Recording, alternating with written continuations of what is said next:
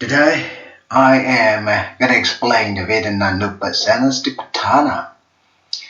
Vedananupassana means a contemplation of the feelings or sensations. Stipatthana means the foundation of mindfulness. When the two words together, it means the foundation of mindfulness by practicing contemplation of the feelings and sensations. There are three roots of a feeling: pleasant feeling, sukha vedana, unpleasant feeling, dukkha vedana, and neutral feeling, upekkha vedana, according to the Buddha's teaching. Pleasant feeling can mean all the positive ones. Unpleasant feeling can mean all the negative ones. And neutral feeling can mean all the feeling, neither pleasant nor unpleasant. When you are feeling too cold with the weather, it is a sort of unpleasant feeling. You have to mindfully observe the feeling as it is, not by identifying with anyone or anything. The feeling itself is a feeling. No one or nothing is a feeling in it. The feeling rises by a condition, and then it will pass away as quickly as possible. It is just a natural law. When you are mindfully observing the feeling with which you are experiencing at the moment, it is called mindfulness. As soon as you see that the feeling passes away, it is called vipassana. Therefore, vipassana is completely based on mindfulness. This is the reason why I have taught mindfulness-based vipassana meditation technique and why I have practiced it so far. When you are attentively and mindfully observing the particular feeling, you are very closely and precisely observing the feeling as it is. It is called Vedananupassana, the contemplation of the feeling. At the same time, while attentively and mindfully observing the feeling, you are establishing the foundation of mindfulness in your pathway of meditation. It is called Stipatthana, the foundation of mindfulness. This is the reason why the Buddha taught us Vedananupassana Stipatthana, and which is also closely connected with the mindfulness meditation we are practicing across the world in these days. When you are attentively and mindfully observing a particular feeling or sensation, you must observe the feeling as it is until it passes away and vanished. At the same time, mindfulness is established as the foundation on Vedana feeling.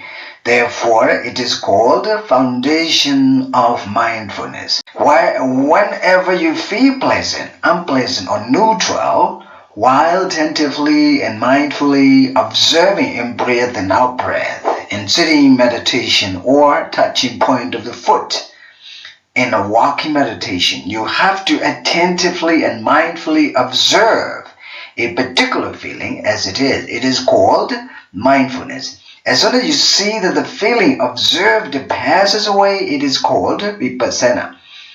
They are working together on the Eightfold Noble Path called Margasacca. Mindfulness is called right mindfulness on the Eightfold Noble Path because you are trying to be attentively mindful of whatever rises and passes away within yourself by just focusing right on the particular feeling, without being distracted by any external object. Therefore, it is called right mindfulness on the Eightfold Noble Path.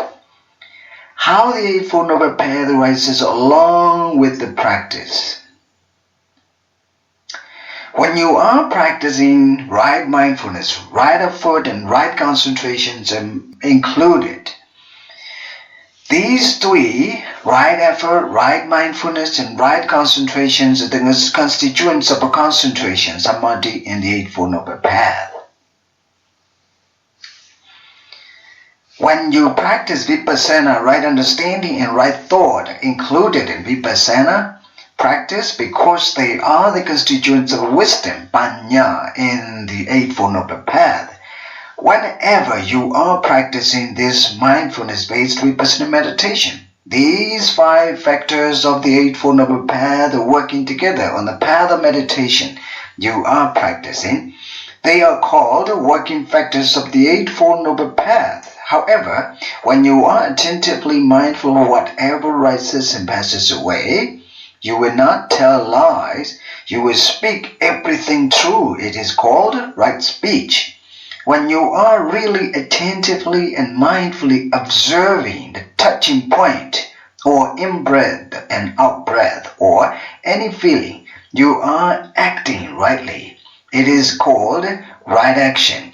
Your livelihood is also right at the moment you are meditating. It is called right livelihood. Therefore, you are attentively and mindfully establishing the foundation of morality that includes right speech, right action, and right livelihood. They are the constituents of morality, sila. Similarly, when you are attentively and mindfully observing the feeling, you will not lie. Whatever you speak is sincerely connected with the way you are practicing and you are experiencing at the moment. Therefore, whatever you speak is true. It is right speech. You would not do anything wrong because you are just observing your feeling that rises at the moment. It is called right action. You will not do any wrong livelihood because you are fully and perfectly taken care of by your good friends in Dhamma. It will be called right livelihood. These 3 factors are the constituents of morality in the Eightfold Noble Path, Magga Sajja. Actually, when you follow the Eightfold Noble Path, your moral quality, the quality of a concentration and the quality of wisdom will be automatically developed. Based on the foundation of morality, right speech, right action, and right livelihood, you develop your right understanding, right thought, the constituents of panya, and right effort, right mindfulness, and right concentration, constituents of samadhi. By attentively and mindfully observing any one of Vedana, pleasant, unpleasant, and neutral, to see them as they are, it is the way how you have to practice Vedana Nupassana, the contemplation of the feelings and sensations. It is also one of the ways how you have to practice mindfulness-based Vipassana meditation. I think I understand. How to overcome a painful sensation. Some people ask, how can we overcome a very painful sensation while doing an sitting meditation? It is the question of how much and how long you have practice and experience with this meditation, and also how deep you achieve the right concentration. If you are the one who moves very often while you are doing an sitting meditation, I do not think that you can overcome such a painful sensation in you, because you have a lack of concentration by serious practice. Therefore, you should do 1 hour long sitting meditation regularly if you are serious to overcome the painful sensation you are experienced. You are usually experienced at the moment.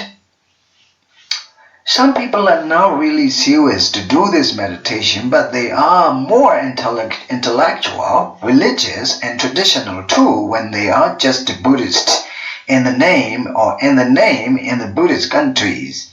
They have a much stronger faith than wisdom in the Buddha's teaching. They know that the Buddha's teaching is good at the beginning, good in the middle, and good at the end, in the intellectual level of their practice. But they are not able to practice the path very interestingly or enthusiastically. They may prefer to practice a traditional religious activity such as attending to Dhamma talk given by a particular Buddhist monk or scholar monk and so on. They will talk about how good this meditation is, but they will run away when you start telling them to practice this meditation. It is as usual in the traditional Buddhist country, Buddhist society. In the Kalama Sutta of Anguttara Nikaya, the Buddha said, do not go by the tradition, do not go by hearsay, Do not go by the text. Do not go by the guru that you have respected and venerated for a long time.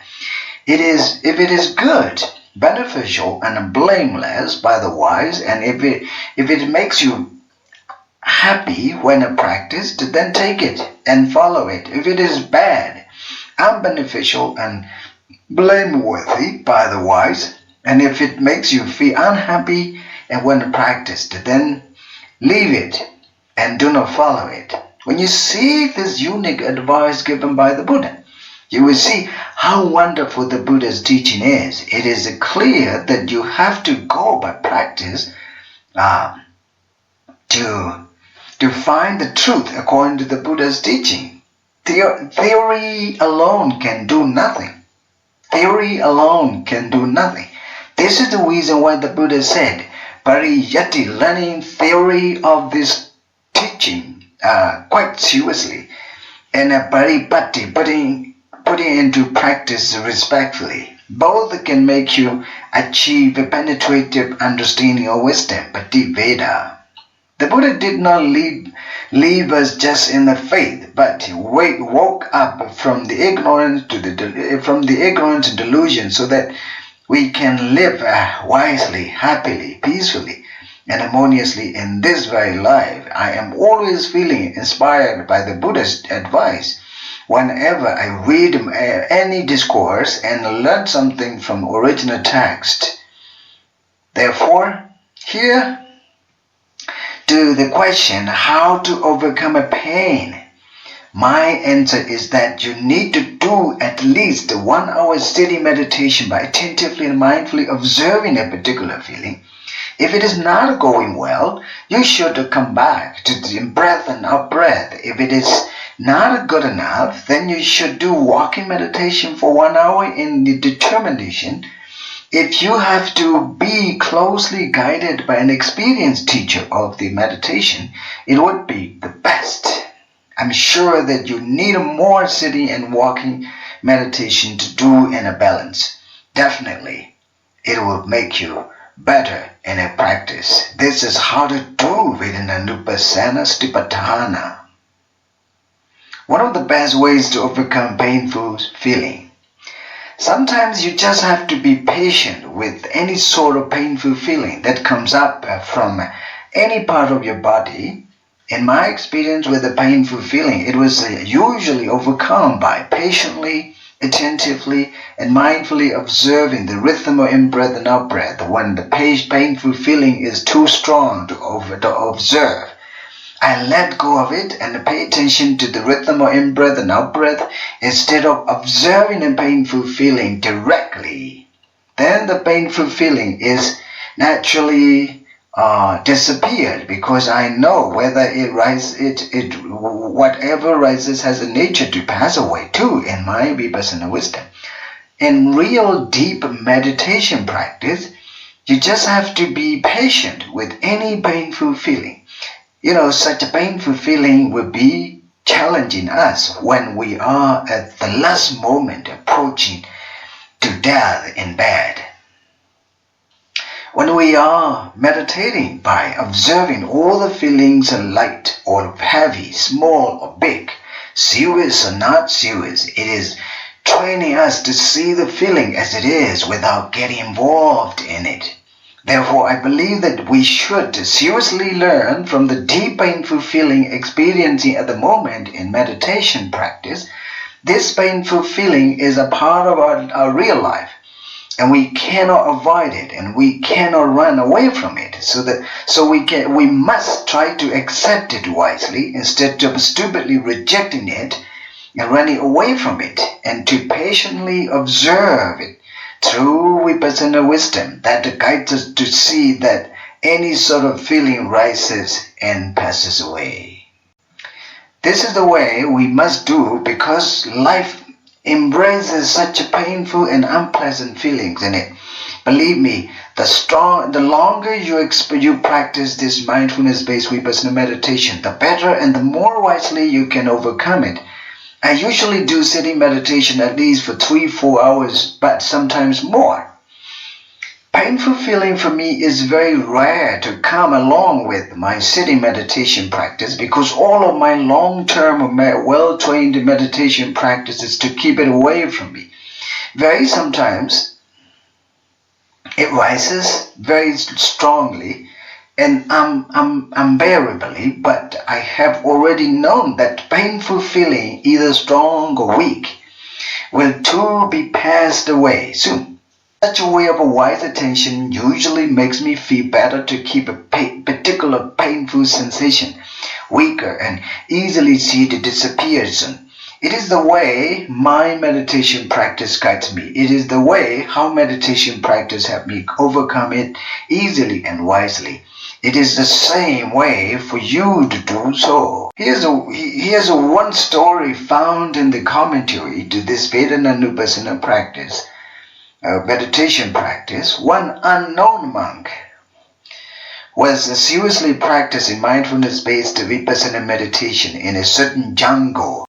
One of the problems for Buddhist monks who follow Aranyaka Dutanga, the forest-dwelling tradition, is food, because they have to go for alms run called Pindapada every day to a certain village, which is the nearest to where the forest-dwelling monk resides, to collect the food from faithful people who usually offer to monks. Aranyaka Dutanga, the forest-dwelling tradition, is one of the 13 Dutangas, which is very austere, taken with a noble vow not to break them when you start doing it seriously. The purpose of this practice is to more seriously concentrate on the meditation only and less busy with any other thing else, so that monk can eradicate his defilements wisely. I love this practice, so I have done it for more than 2 decades so far. When you do this practice, Aranyaka Dutanga, you have to go for alms round every day, even though there is a rain pouring and spraying on you. It is called another Dutanga named Pindabada, going for alms round every day to the faithful. Actually, it really supports a peaceful and simple life that goes with the meditation monk who loves living in the forest. Monks are not allowed to cook food by themselves according to the monastic disciplines. Therefore, they have to go for alms food to the faithful people who will offer to them. Sometimes food is fine, but sometimes it is not. Sometimes it is good for one's health, but sometimes it is not good for health. They are not allowed to handle money either according to monastic disciplines, so they can buy nothing by themselves, and they cannot cook either. They have the only way just to collect the food from the faithful people who usually offer to them and appreciate it. They just have to please people by accepting whatever they offer to them. And they are not allowed to refuse what people offer so that they can appreciate people's generosity. They just have to eat whatever food, whether they like it or not. It is not really easy job to do even for me, but this is the way we forest-dwelling monks have to practice. I, Shinkalasa, have also chosen the life of forest-dwelling monks practice, Aranyaka Dutanga in Pali language. I established a forest tradition in Shan state of Burma in 2003. It has already been for 18 years practicing deep meditation for myself and teaching people who are interested in the meditation as I do. I'm used to conducting meditation retreat twice a year in my forest. One is in April and another is in October. Every year. Since 2014, I have been traveling to around the world, wherever I am formally invited to come to conduct a meditation retreat for them. In November 2018, I conducted mindfulness-based Vipassana meditation retreat in Singapore from November 7 to November 13. Even in abroad, I try to keep some of my Dutanga practices. Of course, it is not easy to keep my forest dwelling Dutanga practice, but some of the Dutangas are still fine, even in abroad. In the story of the forest dwelling monks practice, I have already explained how hard we have to practice with the food. We just have to eat whatever faithful people offer to us to appreciate their generosity without refusing. In the story, the meditation monk did not eat enough food for many reasons every day, so he got to suffer from a gastric very painfully. Now he just has to be patient with the painful feeling for gastric, observing it as it is, realizing that the painful feeling would be gone away sooner or later, but it became worse and worse for him. Of course, there's no other options than trying to be patient with it. He tried to be patient by observing it as it is. Finally, he died of a gastric, and spontaneously he achieved a hardship, which meant that he attained a final liberation, realizing Nirodha Satya, the noble truth of the cessation of all dukkhas, Nibbana. Therefore, we just have to unavoidably accept such a painful sensation in the moment when it unexpectedly comes up from any part of the body. Definitely one day we will have to face one or more painful feelings that come along with the diseases that will severely attack us in the final moment of our life. Nobody knows which sort of painful feeling will come along with the diseases we will suffer in the final moment of our life.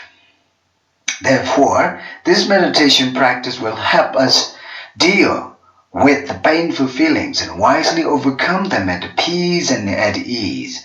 This meditation practice will keep us calm and tranquil, will strengthen our resilience to the painful feeling. Nowadays, the scientists discover that this mindfulness-based Vipassana meditation practice can increase the power of managing even the chronic pain. Therefore, Vedana-nupassana Satipatthana is a kind of a remedy that can deal even with our chronic pain. We just have to observe the feeling as it is without naming and judging on it. Naming and judging can keep us away from the reality. If we cannot accept what we have to accept, it will make us a double suffered. Double feeling of suffering will increase the stress that can cause other mental suffering such as anxiety and so on. Therefore, we must wisely try to accept what we are not able to avoid. When we are facing a kind of a dukkha vedana, unpleasant feeling, at first we must be mindful of it as it is. We must wisely try to accept it. If it is not necessary to keep it, please let it go as soon as possible. This is the way how Vedana-nupassana, contemplation of feelings, can help us be better soon in real life. Citta-nupassana, Satipatthana, contemplation of mental activities. Citta-nupassana can literally be divided into two words, citta and anupassana. Citta means the mind and mental activities. Anupassana means repeatedly or continuously or intensively or attentively observing the mind and mental activities as they are. This technique is also a good one to deal with our monkey mind.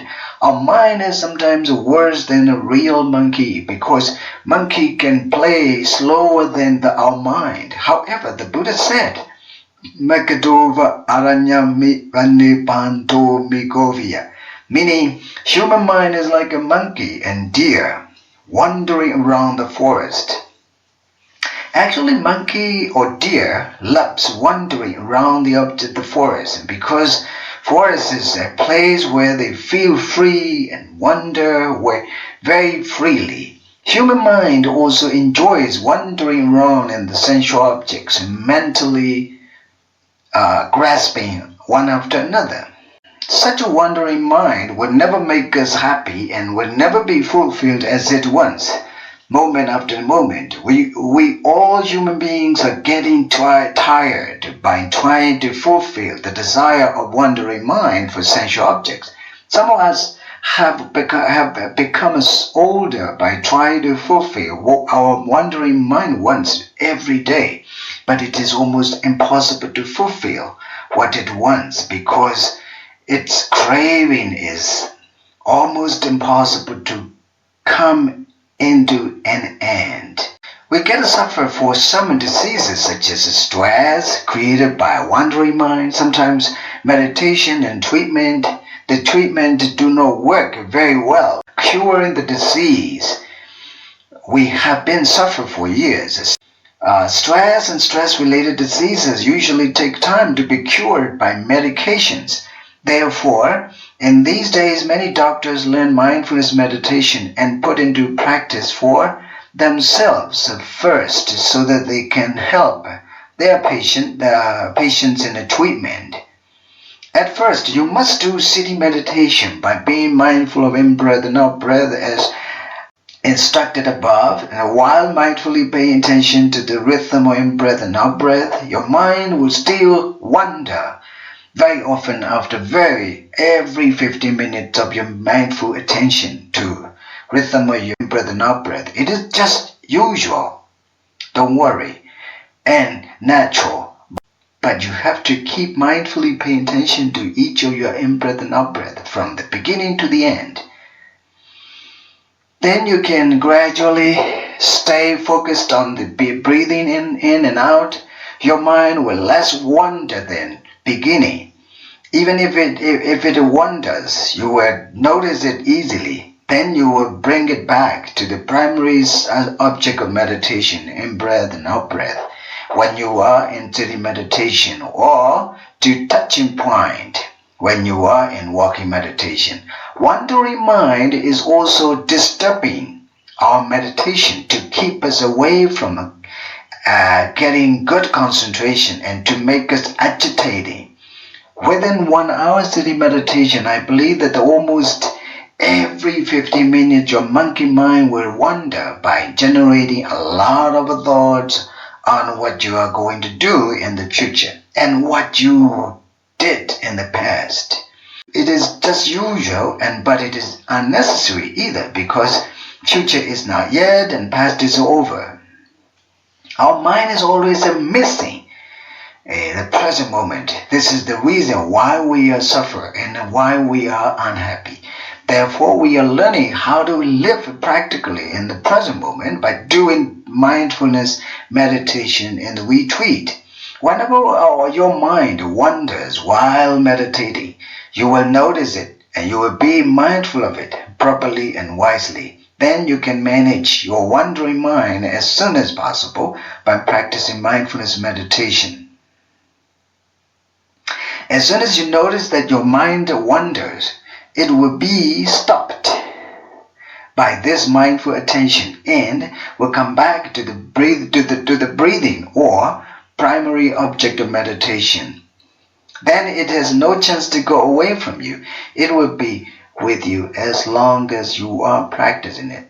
Then use your stress, worry, anxiety, depression, and any other positive and negative emotions and thoughts will be away from you for the time being while you are intensively and attentively practicing mindfulness meditation. As your stress-related diseases such as cancer, diabetes, hypertension, and stroke, and so on will be properly and scientifically reduced. Actually, stress can keep increasing a particular disease with which we are suffering at the moment. There is no suitable medication to stop stress.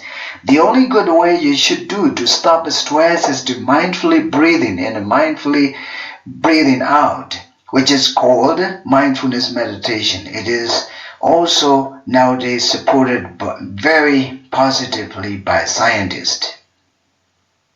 At the moment when you are mindfully breathing in, mindfully breathing out, your mind will not be restless and distracted by worrying for the past and for the future, but wisely living at the present moment. When you are mindful of your breathing in and breathing out, you have to be mindful of breathing at the present moment. Therefore, when you are mindful of breathing for an hour, you are living at the present moment for an hour. This is also the art of living at the present moment. The connection between healthy life and mindfulness meditation. Here are the benefits of meditation practice discovered by the scientists in research. In these days, many scientists, a number of well-educated people, business people, and successful people are getting involved in the mindfulness meditation practice. I've been teaching and guiding these kinds of people, mindfulness-based vipassana meditation, since 2003. I have been practicing this meditation since I was 21. Now when I am writing this book, I am 52. You can imagine how long I have practiced this meditation and how much I love it. Now I'm happy to practice this meditation for many years, and it makes me much more meaningful than before, because the benefits of this meditation practice are now officially and publicly proven by scientists in their research. Here are some facts discovered by the scientists. 7 ways meditation can actually change the brain. Meditation helps preserve the aging brain. Last week, a study from UCLA found that long-term meditators had better preserved brains than non-meditators as they aged. Participants who had been meditating for an average of 20 years had more gray matter volume throughout the brain, although older meditators still had some volume loss compared to younger meditators. It wasn't as pronounced as the non-meditators. And B, meditation reduces activity in the brain's me center. One of the most interesting studies in the last few years carried out at Yale University found that mindfulness meditation decreases activity in the default motor network, DMN, the brain network responsible for mind wandering and self-referential thoughts, monkey mind. Since mind wandering is typically associated with being less happy, ruminating, and worrying about the past and the future, it's the goal for many people to dial it down. C, it affects rival antidepressants for depression, anxiety. A review study last year at Johns Hopkins looked at the relationship between mindfulness meditation and its ability to reduce the symptoms of depression, anxiety, and pain.